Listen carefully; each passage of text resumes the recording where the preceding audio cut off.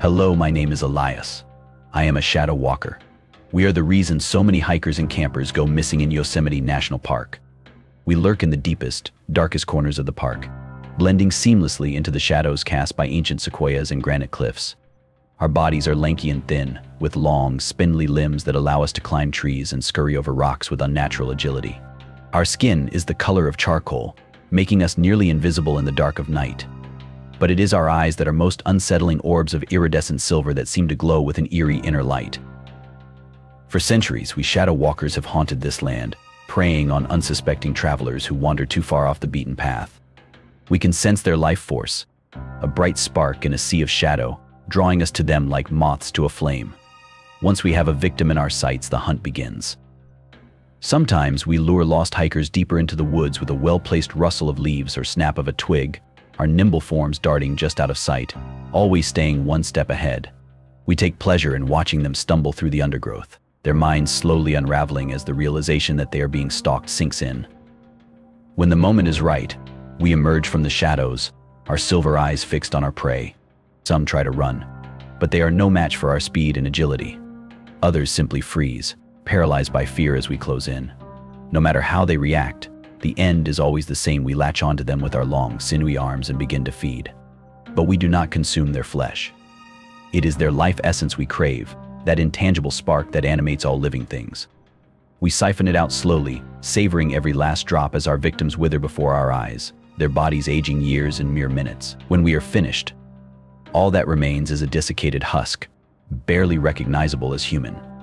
Perhaps our most insidious tactic is to impersonate lost children. In the dead of night, we wail and sob, our cries carrying through the still mountain air. Campers huddled around dying fires shiver at the sound, their hearts constricting with a mixture of fear and instinctive compassion. Some, unable to ignore a child in distress, venture out into the darkness, flashlight beams sweeping back and forth. That's when we strike, lunging from the shadows and clamping onto our would-be rescuers with vise-like grips. They struggle, but it is futile. As we begin to drain their essence, we allow our forms to shift, revealing the twisted, gaunt faces hidden beneath our facades. Our victim's last sight is of cruel silver eyes and sharp, needle-like teeth glistening in the moonlight.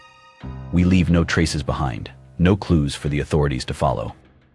The forest absorbs the remnants of our meals, leaving only the whispered stories and warnings passed down through generations.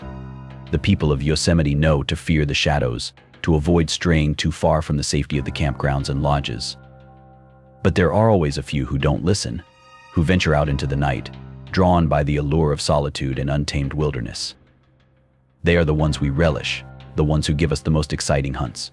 We revel in their confidence, in the way they stride down forgotten trails and scale lonely peaks, oblivious to the danger lurking in the darkness. It is only when the shadows grow long and the cold seeps into their bones that the first flickers of unease appear, a prickle at the back of the neck that suggests they are no longer alone. By then, it's too late, of course. We are already upon them, our sinewy arms encircling them, our silver eyes boring into their souls. As we begin to feed, their fear gives way to an awful, helpless resignation. They know, in these final moments, that their disappearance will become just another unsolved mystery, their fate sealed the moment they stepped into the shadows. Not all of our victims are lone hikers or curious campers, however. Some are those who foolishly believe they can hunt us, that their technology and weapons can somehow protect them from the primal forces of the forest. They come well-equipped, with infrared cameras and high-powered rifles, determined to capture evidence of our existence or put an end to our reign of terror. We take great pleasure in disabusing them of these notions. Our bodies are impervious to bullets, our movements too swift for their cameras to catch. We toy with them, allowing them fleeting glimpses of our forms darting through the trees, our silver eyes flashing in the darkness. We let them think they are getting close, that they might actually have a chance of success. And then we strike, materializing out of the shadows like vengeful wraiths. Their weapons are useless against us, their strength no match for our own. Some we dispatch quickly, draining their life force in a matter of moments. Others we take our time with, relishing their screams and pleas for mercy as we slowly consume them. When it is over, we melt back into the shadows, leaving their equipment and supplies scattered on the forest floor. In time, search parties will come looking for them, combing the woods with dogs and helicopters. But they will find no trace, no clue as to what befell these hapless hunters.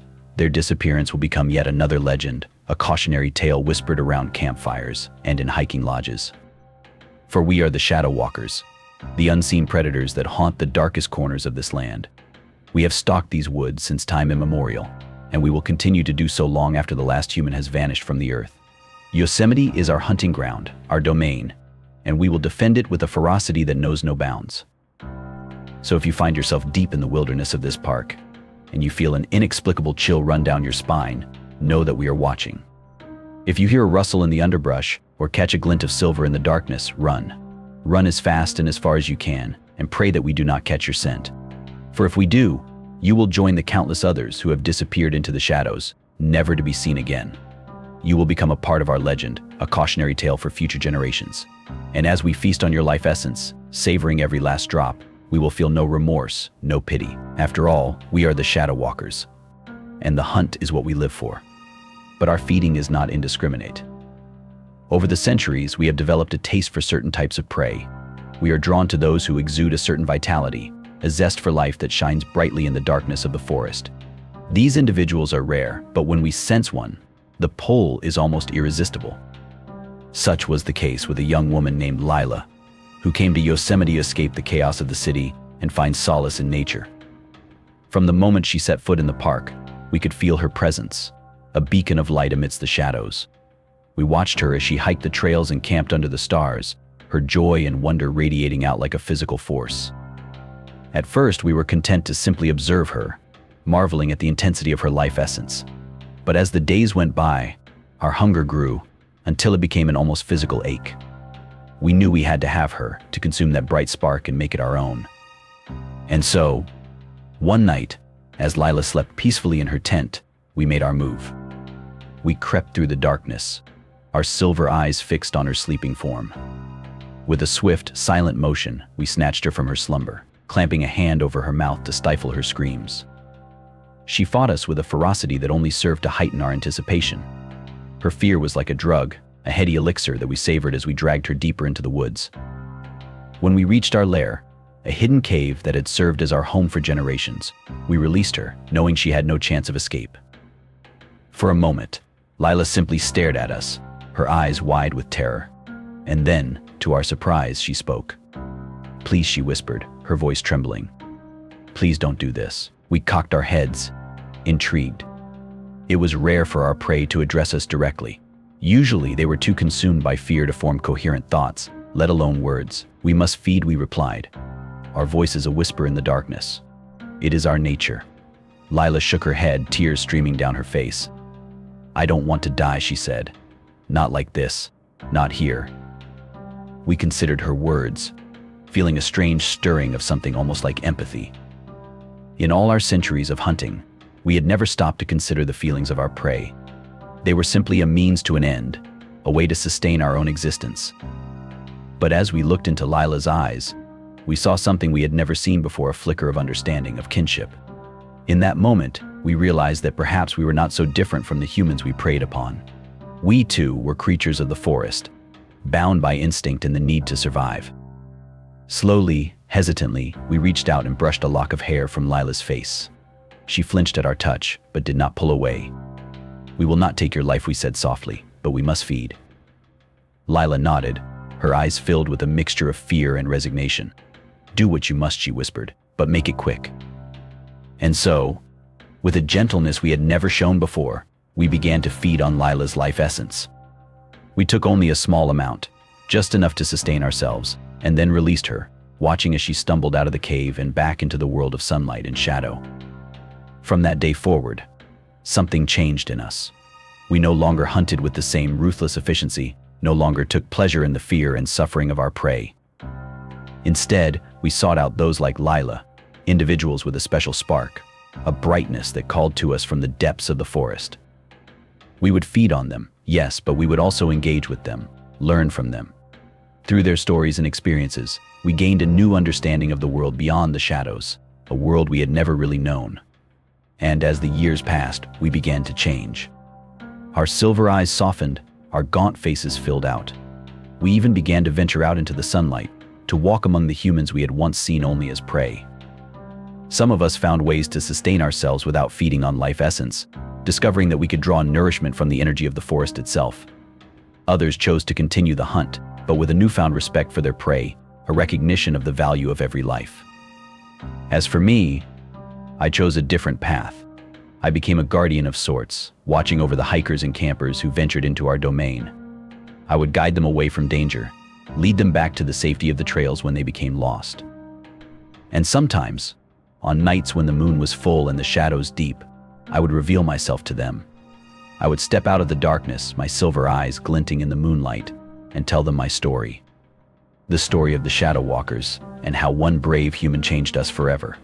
For we are still creatures of the shadows, still bound by our nature, but we are no longer the monsters we once were.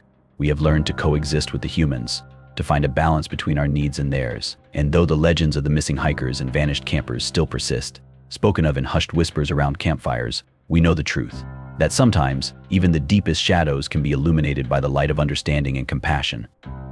So if you find yourself in Yosemite, wandering the trails and marveling at the beauty of the wilderness, know that you are not alone. The Shadow Walkers are still here, watching from the darkness, but we are no longer something to be feared. We are guardians, protectors, a part of the forest as much as the trees and the streams. And though our silver eyes may still unnerve those who catch a glimpse of us in the night, know that we mean you no harm. For in the end, we are all creatures of this earth, all bound by the same primal forces that shape the mountains and the forests and the shadows themselves.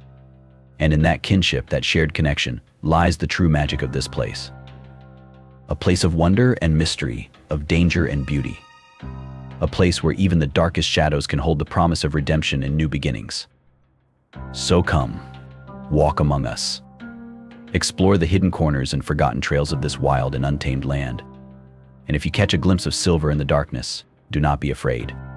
For you are in the presence of the Shadow Walkers, the guardians of Yosemite, and we welcome you, as we do all those who seek the solace and the magic of the forest.